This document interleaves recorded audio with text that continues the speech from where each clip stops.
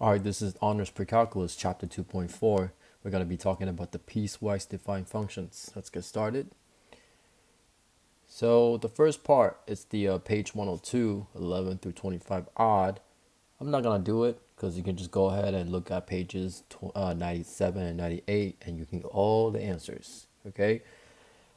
You guys are big boys and big girls, so you guys can do that. So let me start with number 28. So I kind of graphed all three functions, and now I'm just gonna show you guys the blue line. It's negative 3x, so that's gonna be this line right here. Okay, but it says that this is only occurs when x is less than negative 1. Okay, so which means that you're gonna have to have this is negative 1 where x equals negative 1. So you're going to put an open circle and it's going to be less. So it's going to be the line on the left side of the negative 1. Okay. All right. So now let's look at the point. So this point, when y equals to 0, x equals to negative 1. So you're going to plot the point right here. Okay. Closed circle. And for the red line, or actually, no, it's a parabola. Okay, so I already show you guys the graph. It's going to be this one right here. This is only happening when x is greater than negative 1. So you're going to just mark this part. And all three functions is going to be, it's going to become one function. Okay, so this is what we call the piecewise function. Now the next thing you want to do is they want you to solve for a couple of things. So letter A, they said that f of negative 2, okay, so f of negative 2, when x is equals to negative 2, this is only happening on this first function, negative 3x, okay? So what you want to do here is that you want to insert negative 2 into negative 3x, okay? So you should get answer equals to 6. So for letter B, they said that what about f of negative 1? So f of negative 1, so when x equals to negative 1, there is only going to be one solution for you, which y equals to 0. Okay, so which means that this is going to equal to 0. Letter C, I want to ask you that. What about f of 0? So 0 is when x is greater than negative 1. So you're going to have to plug in, you're going to have to plug in 0 into this quadratic function. Okay, so you're going to have 2 times 0 squared plus 1. Answer is going to be 1. Okay, so let's go ahead and do the next one. All right, so on number 32, so 3x is basically this line right here, but they said that x cannot equal to 0 in this case. So what we're going to do here is that we're going to put an open circle and put the slope. Okay, draw the linear. For the red line, actually it's going to be a point because it says x equals to 0. So that's 0 comma y equals to 4. Okay, so that's 0 comma 4. So what you're going to do is I'm going to plot a point at 0 comma 4. Okay, so for this one, what you're going to do is I think they're not asking you for solving for the what we did like what we did earlier. So this one you're gonna have to find the domain of each function. Okay, so let's find out domain. So domain is the we talked about this before, is the is how much x values that the function covers. So as you can see, it covers pretty much everything except where x equals to 0, right? But look at this point right here. So that point actually makes up for the open circle over here. So in this case, your domain is going to be all real numbers. Okay, so let me write all real. So all real numbers. Let's look at letter B. So letter B, it says that locate any intercepts. Okay, so the only intercept we see here is the y-intercept. Okay, so y-intercept is going to be positive 4. Letter C already did it. Okay, let's skip to letter D. So what about the range? So range is basically how much y values you're covering.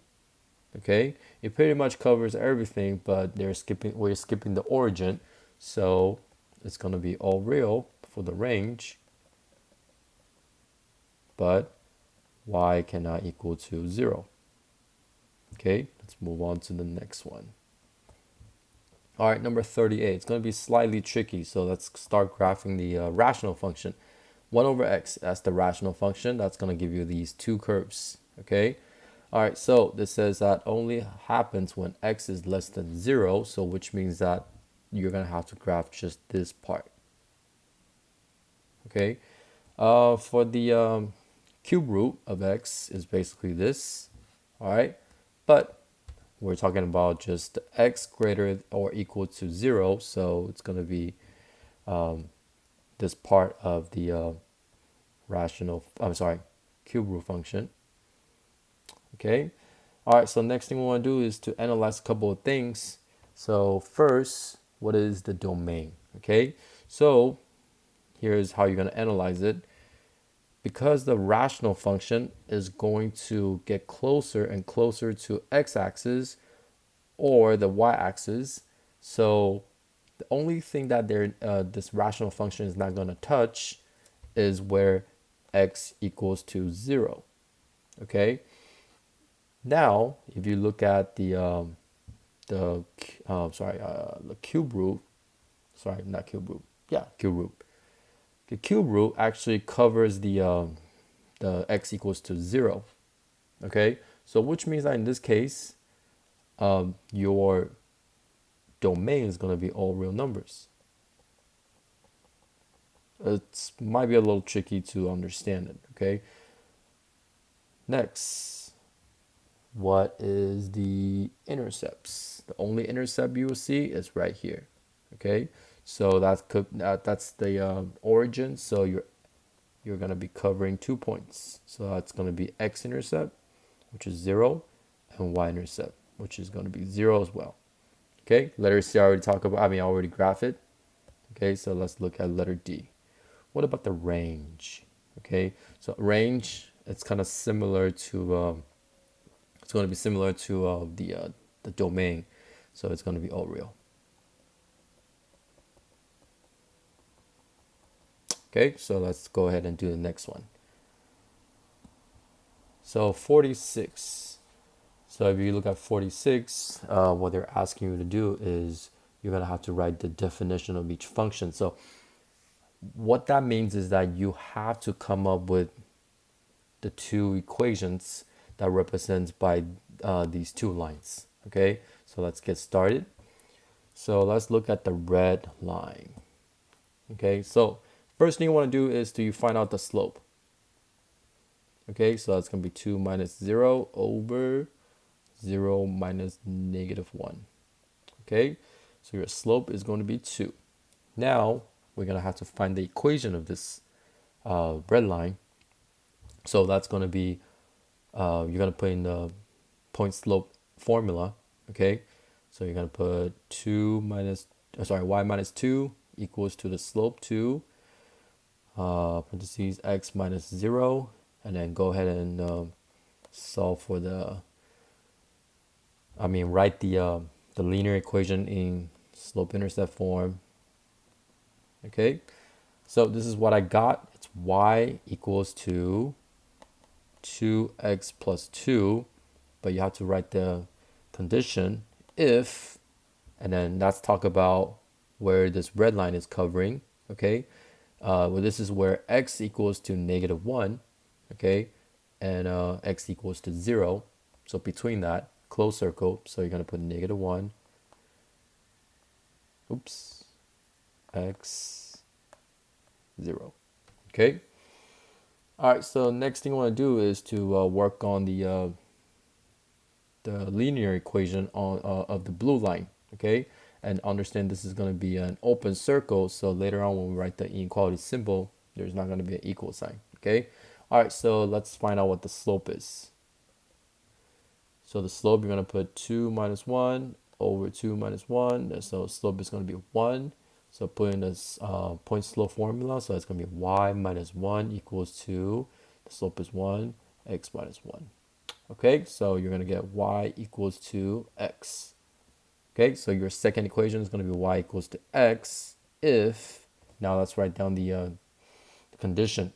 Okay, so this is basically when x is going towards an infinity, so x greater than 0. So what you're going to do is you're going to put if x is greater than 0.